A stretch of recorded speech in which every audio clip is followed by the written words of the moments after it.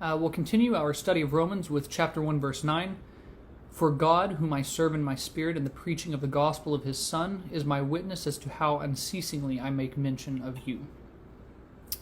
Another pretty straightforward verse with some interesting turns of phrase. Remember our context. Paul has just said that he thanks God for the Roman Christians, and he is essentially saying here that he is being very serious when he speaks to them and about them. Serious enough to literally evoke God's support. That's how confident he is in what he's saying. Now, we sometimes hear the expression, with God as my witness, and it can be used frivolously. Well, Paul uses it here unironically. When we begin to understand the issues in the church, Paul literally means that God will attest to Paul's preaching as well as Paul's support of the Roman church. This has major implications in light of what a certain faction within the church is saying about Paul.